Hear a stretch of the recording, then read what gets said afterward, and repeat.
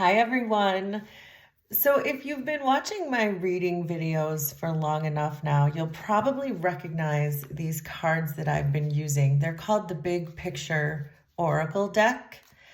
And it's a system that's based on the Lenormand system, but there's more cards. It utilizes the entire 54 regular playing card deck. And when I say 54, I mean because it also includes the two jokers. So it uses the ace through king of the diamonds, hearts, clubs, and spades, and also the two jokers. And sometimes you may notice that I just use a regular deck of playing cards. So I had a viewer ask me, she said, I saw the dog pop up one day and you just started reading the dog. And I was thinking to myself, what's that? I've never seen a card like that before. And it got me thinking that it is such a unique system that it's a lot of you probably don't know the system. So I thought I would offer a brief explanation of what the system is like and how it works. And I love it. It's personally one of my favorite systems because it's so easy to read, especially the cards that have the pictures on them. I've been reading these for so long that I have memorized what each of the playing cards are, but they really do correlate with a deck of playing cards. So if you're interested in a new system, especially for those who are already familiar with the Lenormand system, it would be really easy for you to pick these up because you'll see the Eight of Clubs is the mountain in the Lenormand system, but it's also the mountain in the Big Picture Oracle system. And they each correlate with playing cards. So the Eight of Clubs in a deck of playing cards is also the mountain in this system. So if you're interested in purchasing this deck, you can find a link in the description. But if you just want to learn the system and you have a regular deck of playing cards, you don't actually have to buy anything at all. You can just use your regular playing card system. And for beginners, I would suggest, as long as you don't mind writing on a pack of playing cards, if you don't mind writing on your deck, then all you would need is a Sharpie or some kind of a marker, and you can write exactly what each of these cards correlate with the Big Picture Oracle. And then once you have the word written on your card, so for example, to use the Eight of Clubs for the example again, if you were to write the word mountain on this card, and obviously with this deck, because it has a black background, I would have to use a white marker, but you understand the point. I would just write mountain, the word mountain on this card, and then I would know when I use that in the future that that's what that meant. So if you want to create your own deck, you can easily do that with this system. So I'm just going to briefly go through the cards so that when you watch my readings, or if you want to do your own readings using the Big Picture Oracle deck, then you'll be able to really easily do it or easily follow along when you're watching me. So I'm going to set those aside and we'll just go through the ones with the pictures for now. But if you want to follow along with your playing card deck and your marker, you can go ahead and start doing it now. You can just start writing in the words that go along with each card if you would be interested in doing that. But for those of you who are just interested in seeing how the system works because you like watching my readings, then this is just a brief tutorial for that too. So I'm starting with the two Joker cards because the two Joker cards in this system are used as similar to the Fool card in tarot. And you don't have to know tarot to know what that means, but the jokers in this deck are about the Fool's journey. So anytime you see a joker pop up in a reading with the Big Picture Oracle, this is relating back to the person who the reading is for. So this is you, if this was your reading. Anytime a joker would show up, this would indicate that this is you, the person who is getting the reading. There are other people cards in the deck that we'll get to in a little bit. There's a man and there is a woman. So if the man or woman shows up in this deck, then you know it's a different person. It's not you, because if it were you, you'd be showing up as the Joker. So that's the first thing. So if you're using a regular playing card deck, you know that the jokers apply to you. So then if we go through each of the suits, And I can start with the diamonds. The Ace of Diamonds is the sun, and the sun represents happiness, clarity, enlightenment. And when I use it for chakra readings, this represents healing. So if you're making your own cards right now, you can take your Ace of Diamonds and write the word sun on it. The Two of Diamonds is the medal, and the medal is about recognition, being recognized for efforts that you've made.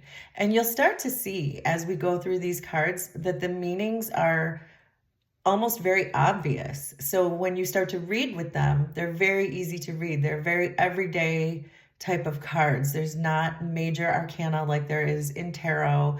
It's not super complicated to read these. And so that's why I think they're a really great beginner's deck too, if you're new to reading your own cards or reading oracle cards. But even if you read tarot, like for example, someone like me who does read tarot, these are always a great complement to that too, to help clarify and things of that nature. The Three of Diamonds is the lightning, and this is a card of unexpected surprises and things that you don't see coming. It can be good or bad depending on the rest of the reading.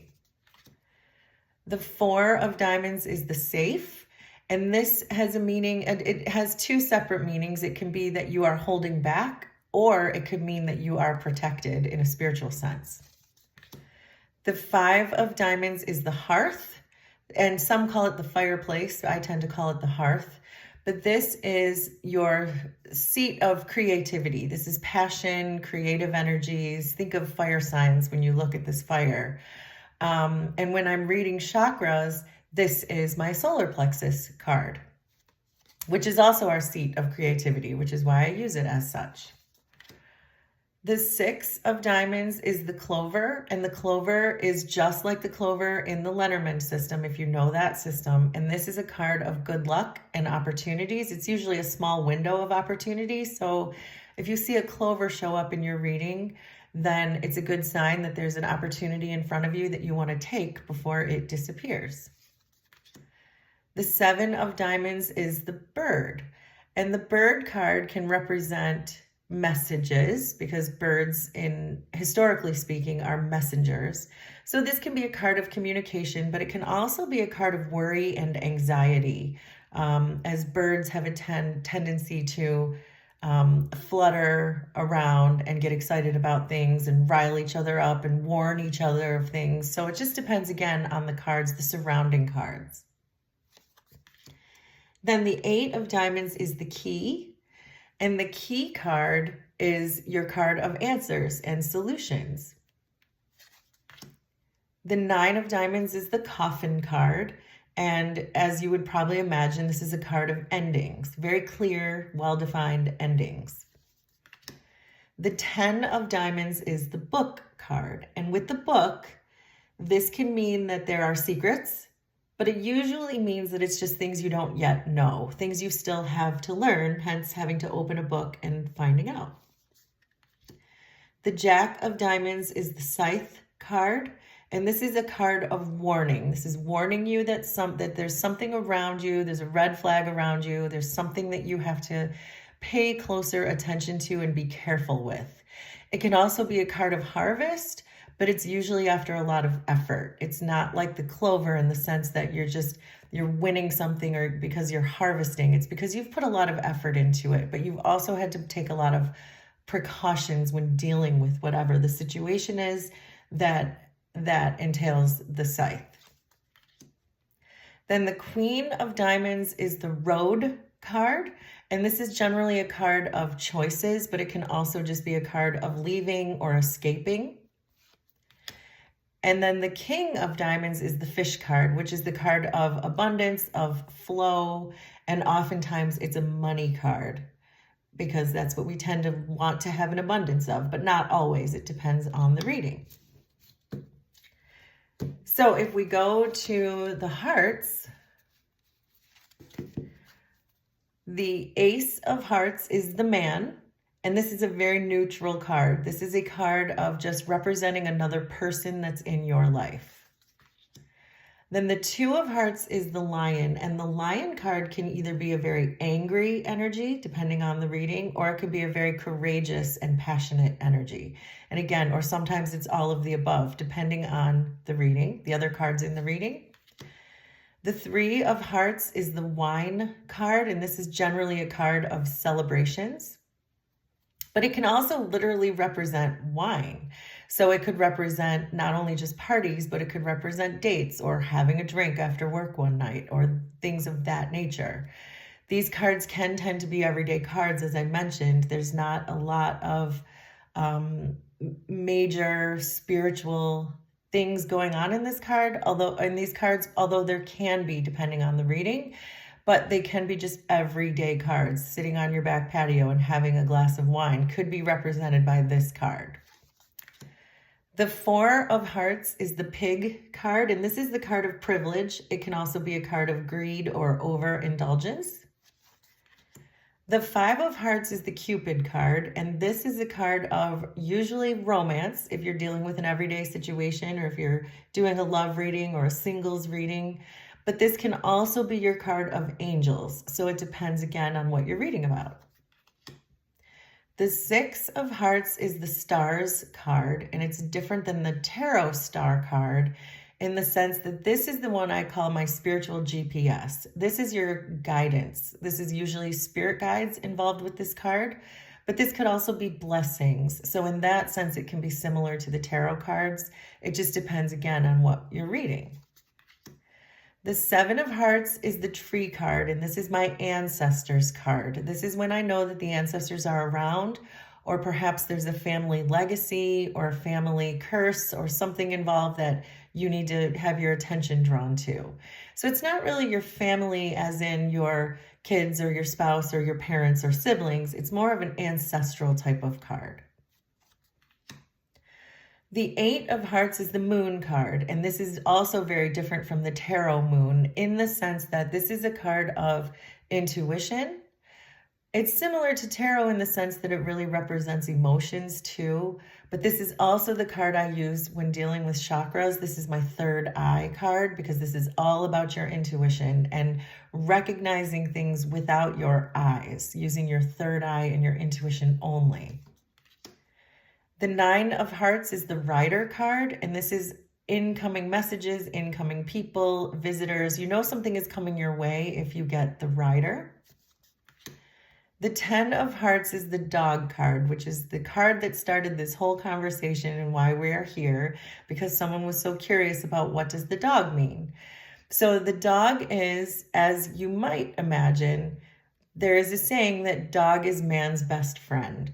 And that is exactly what the dog card represents in this system. This is a friend. This is a very loyal friend. This is someone who will stay by your side no matter what your life looks like.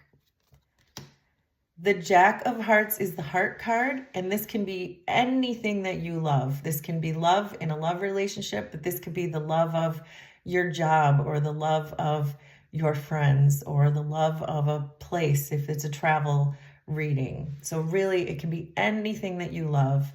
And when I'm reading chakras, this represents the heart chakra.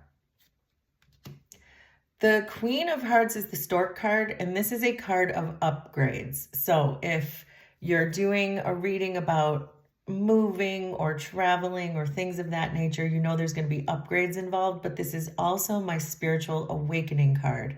This is like the Judgment card in tarot, if you do know tarot. And so depending on the reading, if it's a spiritual reading, then I know that's what that's meant to represent.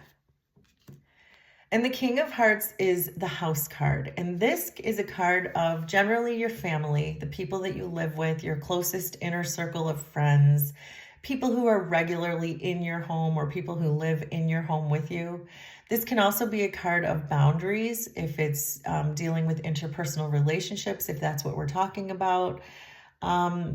This can also represent your work if it's a close group of people that you work with or if you work from home, but I tend to not use it as a work card because that's very specific unless it fits in the reading that way. So then for the next suit for the clubs, The Ace of Clubs is the ring card, and the ring, as you might imagine, is a card of commitments. It can be a card of contracts. And sometimes if I'm doing a reading about a soul contract, it can represent being stuck in a karmic loop just because of the shape of the ring. So again, I have to read them intuitively. They do have some separate meanings, but usually when you look at these cards, you can really pretty much figure out what it is that they're representing.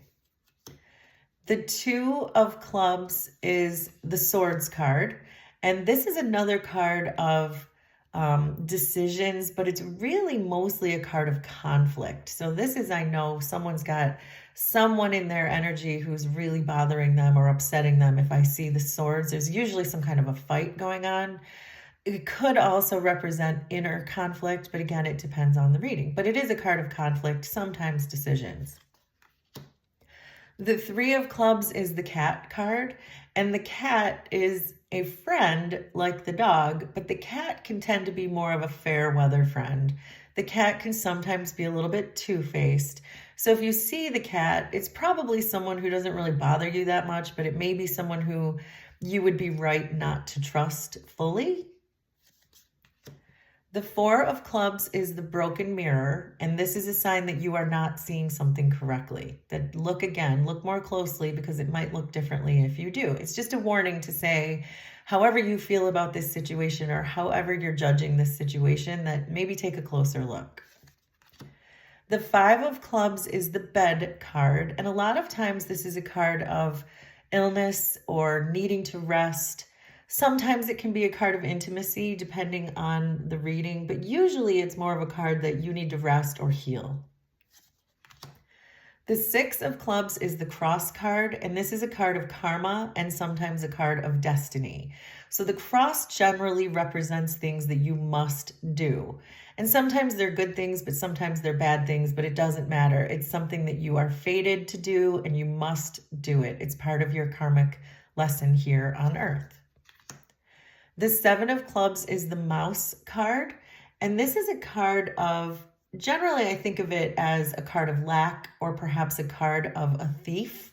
There may be someone in your energy who is perhaps literally stealing something from you, because that is sometimes a part of life, but it can also be a card of someone who's breadcrumbing you in a relationship, or if you're feeling a victim mentality, then you could show up as the mouse in your energy.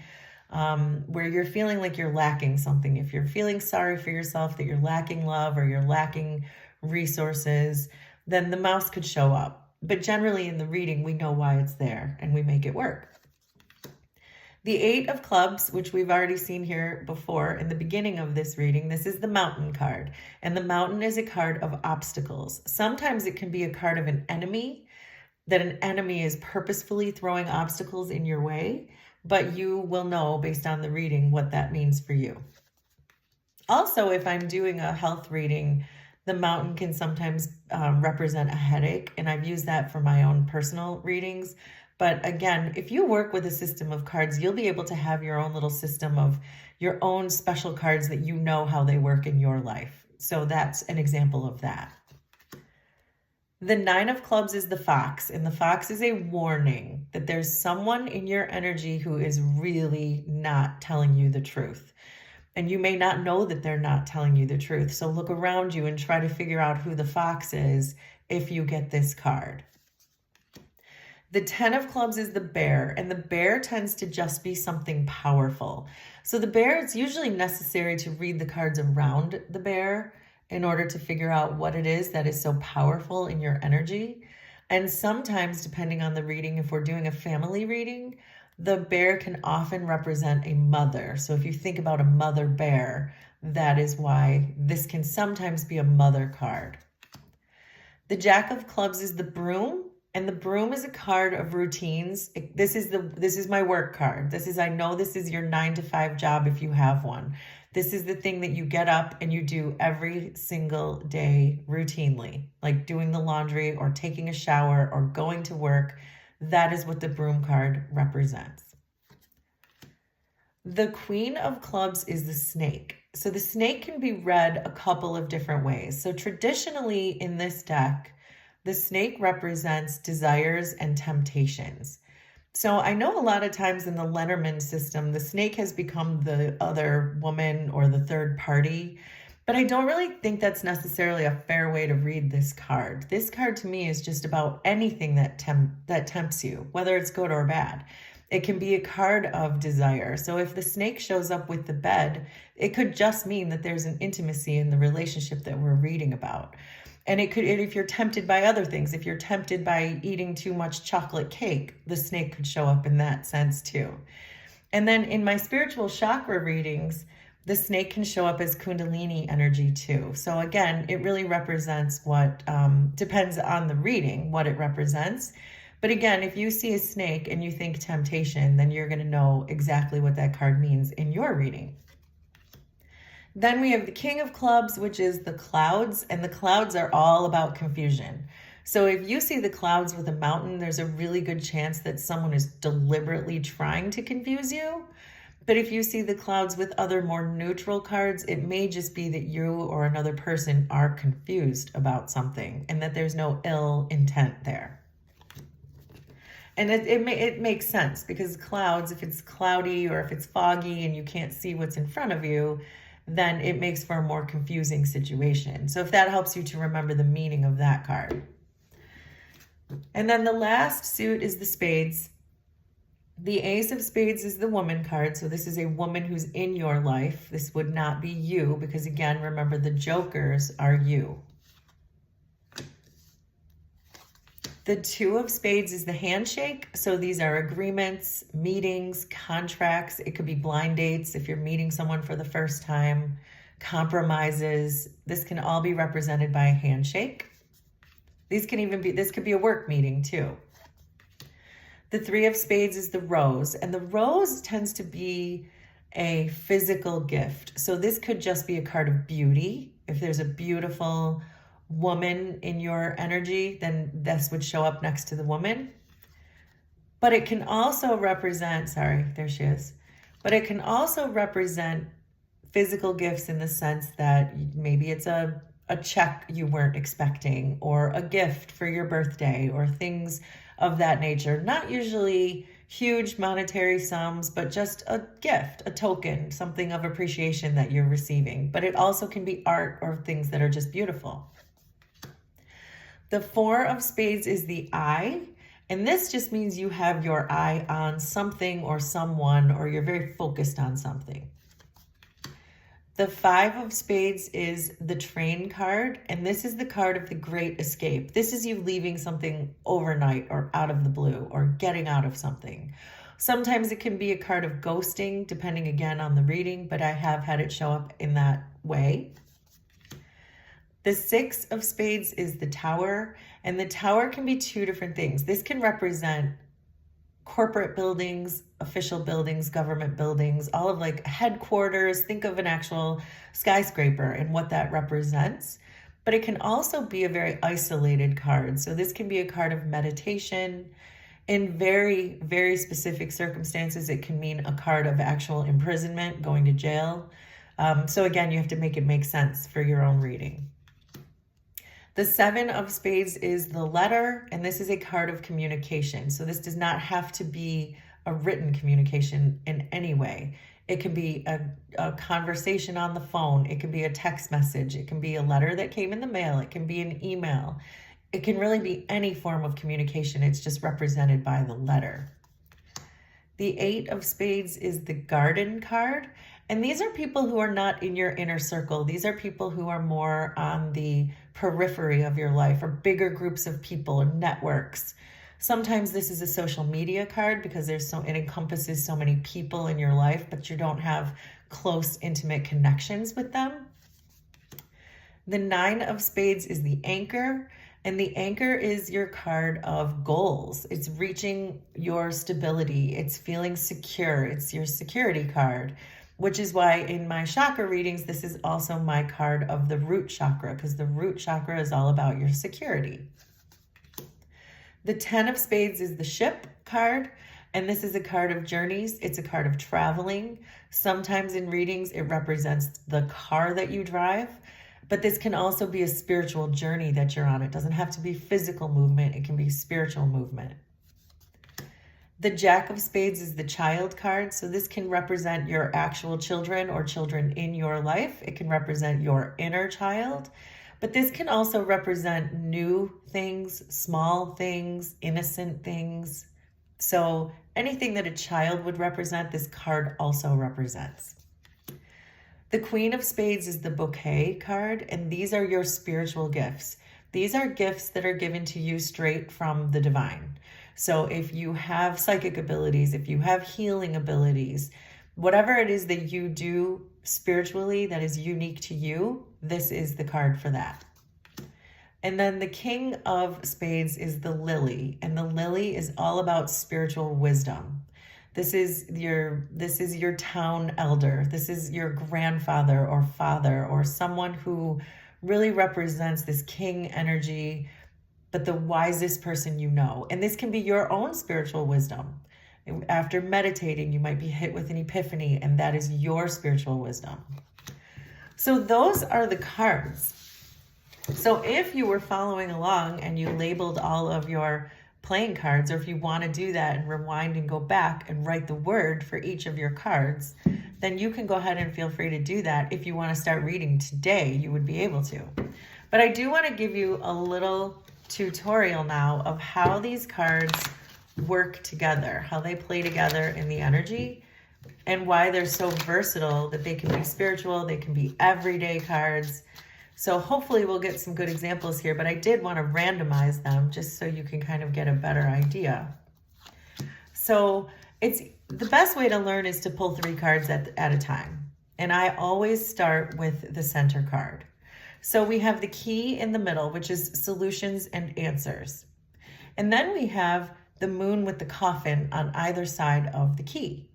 So if we know that the moon means intuition and emotions, and we know that the coffin means very well-defined endings, this tells me that this could be an emotional ending is the key to something. So maybe something happened that came to an end that was emotional for you, but it actually was the catalyst to start something better. Oftentimes with our spiritual energy, we have to let something go in order to let the new things in. Another way that I would read this as a chakra reader, whenever I see the key card, it tells me that your chakra is open. And since it's right next to the moon, which represents the third eye chakra, this is telling me that your third eye is open. But that's a little bit more advanced reading. I know some of you were able to absolutely pick that up and understand that, but I don't want to overwhelm you with too much information right off the bat. So this is the solution is an emotional ending. So if we try another group of 3, we start with the middle card, and the scythe is a warning to be cautious. And this is telling me that there's a red flag out there. There's something around you that you don't know about or that you aren't looking at closely enough, but it's warning you. And then when I see the book with the road, the book in this sense to me tells me that there's either something you don't know or there's secrets purposely being kept from you, and that there's probably good reason for you to leave a situation. When I see the scythe with the road, it means this is dangerous, get the heck out of there. But do you see what I'm saying, how easy these are to read? So we'll do another one. So we have the man, and then we have the fish and the lion. So the fish, as we said, is abundance and money, and the lion can be passion or courage or anger. So without having more of a spread around this, it's hard to tell exactly what this man is or what this man is feeling, but we probably have a sense that he has some money and he's probably pretty passionate about something. So then we have the letter with the wine and the garden. So this is a fun one because I wanted to hopefully be able to show you an example of something that could just be an everyday thing. So with the letter being in the middle, this is making me think of an invitation, and here's why. Because we have the wine and the garden. So if you think of a bunch of people in the garden drinking wine, I think of a wedding or a party. And if I see the letter in the middle, I think, oh, maybe I'm going to be getting an invitation to a wedding. So that's how simply these could be read, especially in the sense of everyday things. Every day. Anyone could read these cards. And that's a really good example of that. So then we have the swords in the middle. So this tells me there's a conflict. And then I have the ring with the cat. And if you remember, the cat we said can be a two-faced friend, a fair weather friend, someone who's not horrible in your energy, but you probably don't want to put too much trust in them. So if you have some kind of a commitment with a friend, that there may be a conflict now in that commitment because this person has been a little bit two-faced. So everyday readings, I mean, make it work for you, but these cards are just so fun in that sense. So then we have the bed in the middle, and we have the broken mirror with the pig. So again, the first thing I think of when I see the bed is that you need to rest, or that perhaps something's toxic in a situation. There's something that's ill in the energy, whether it's physical or spiritual or emotional or energetic. There's something that's not well in the energy, which is what the bed tells you. And then we're seeing here that there's something you're not seeing right about perhaps a greedy or privileged person in your energy, which may be causing your energetic toxicity.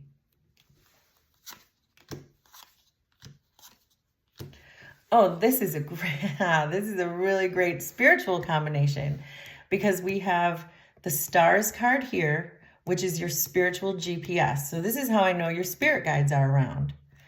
Then we have Cupid and the tree. And if you'll remember, Cupid could represent your angels, and the tree can represent your ancestors. And this is why I love these cards, because in 3 cards, we got angels, spirit guides, ancestors. So that is the only way I would be able to read those cards. They're all with you. Okay, and then because I had these together, but you've shown up twice in this.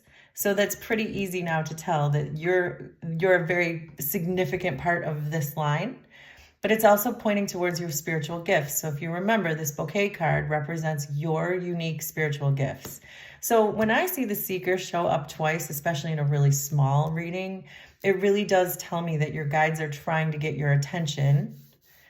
And in this case, it's about your spiritual gifts. So you may be neglecting your spiritual gifts. You may not be recognizing your spiritual gifts.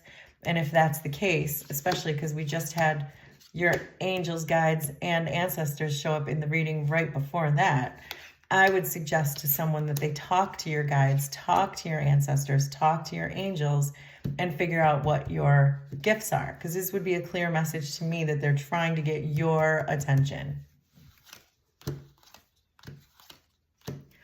Then we have the anchor with the snake and the tower. So there's a couple of different ways you could read this. If this was an everyday reading, I would say that this has something to do with your stability, that you're being tempted by something that's greater than you, some kind of corporation. Maybe you're spending too much money shopping on something and it's affecting your stability.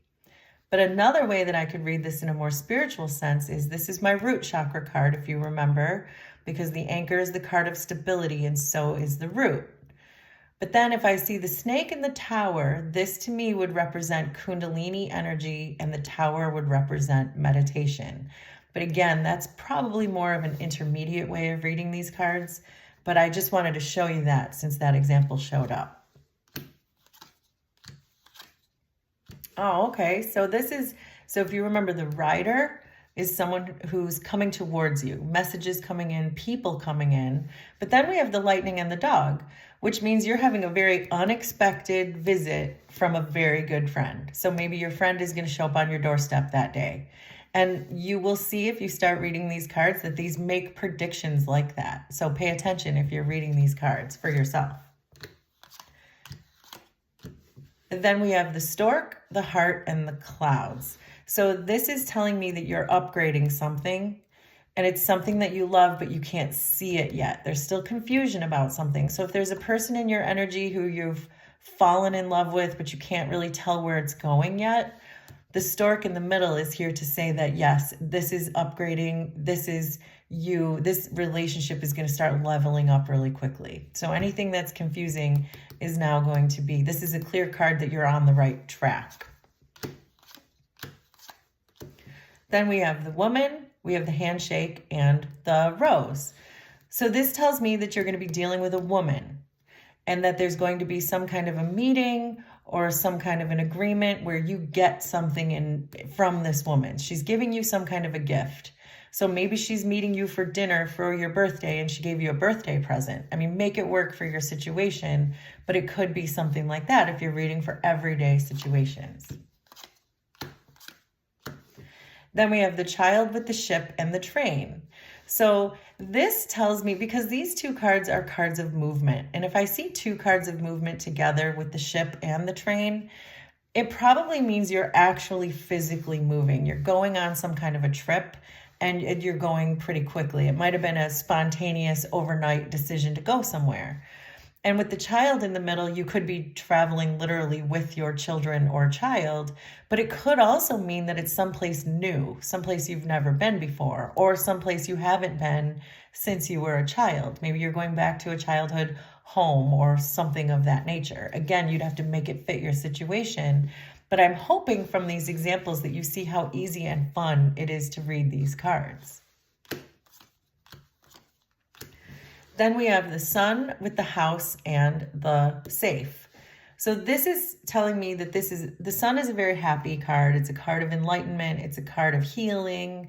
And this is also telling me with the house and the safe that your home is protected. So this is a very healing card. So maybe something had happened in the home that you're healing from, and that everything is going to be okay now because your home and your family is protected and happy. So then we have the clover with the hearth and the bird.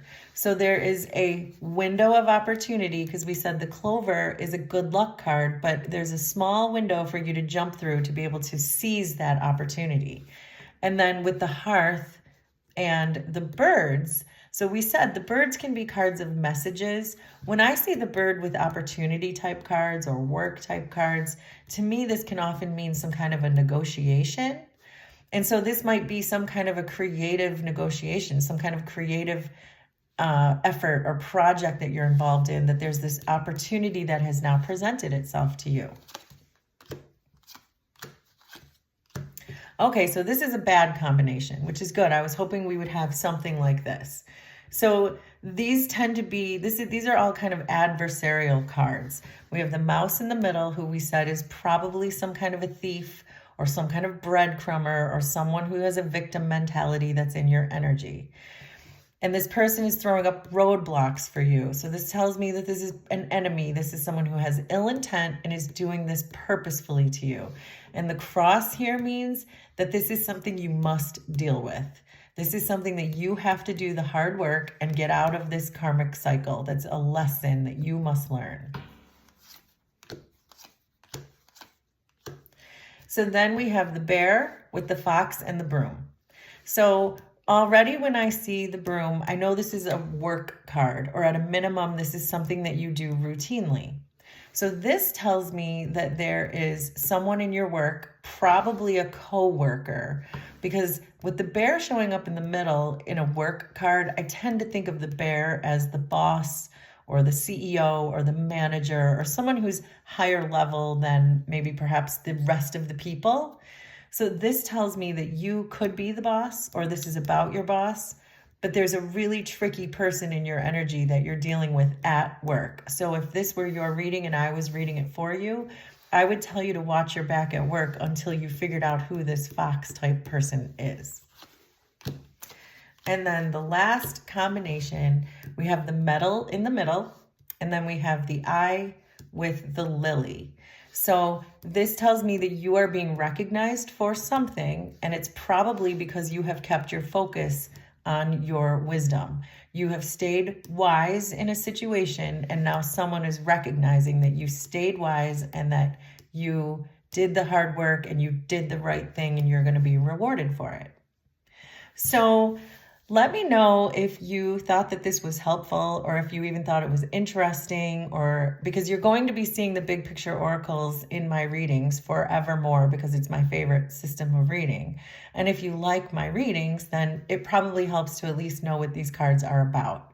And also, again, if you feel like you want to just get a deck of these and play with them yourself just because it's fun, then in the description you can find where to buy those. But also, again, you don't have to buy anything as long as you don't mind writing on a deck of cards. All you need is a deck of cards and a marker, and you have the Big Picture Oracle system already. So thanks for watching, and we will do another reading and some chakra healings very soon. Thanks, everybody. Bye.